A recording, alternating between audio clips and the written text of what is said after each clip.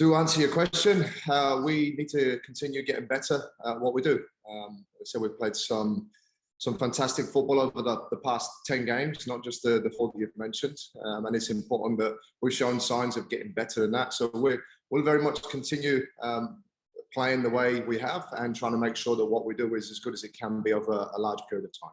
So finally, in the last game, you had a clean sheet. So now, do you think that would help the defense to, get sorted in ways?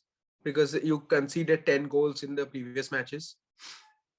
Yeah, again, over the context of the 10 games, so we're now at a sort of halfway point in the season where we look back at 10 games, we've had 3 clean sheets, which are just under a third of the games where we've had that. So yeah, the last one was pleasing because the 3 games prior to that, we'd obviously conceded 10 goals, which isn't what we want.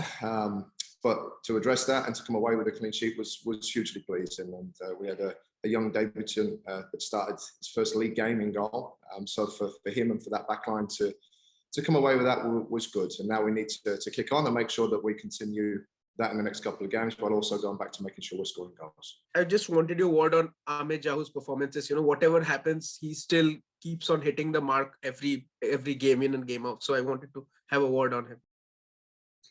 Yeah, Jahu, when I arrived at the club, the first thing I noticed, obviously, the performances of Jahu last year and previous seasons here, he's a very influential player, not just in our team, but within the league.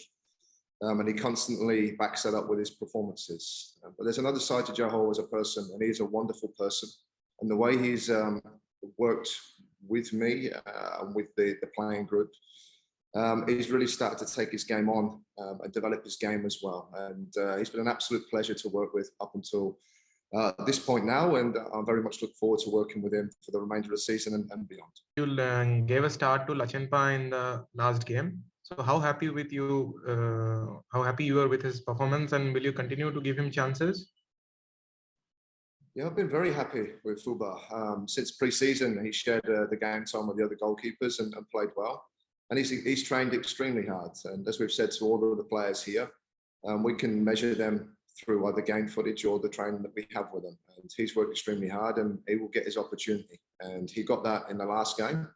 And I don't think he had too much to do, but what he did very well. And again, you come back to the clean sheet as well. It's a very nice start for him. So we'll see what happens in the next couple of games, but it's an excellent start for him. I was very pleased with him to make his starting debut. Against Bengaluru FC, and how do you see this match as an opponent of Bengaluru FC? What are your approach will be?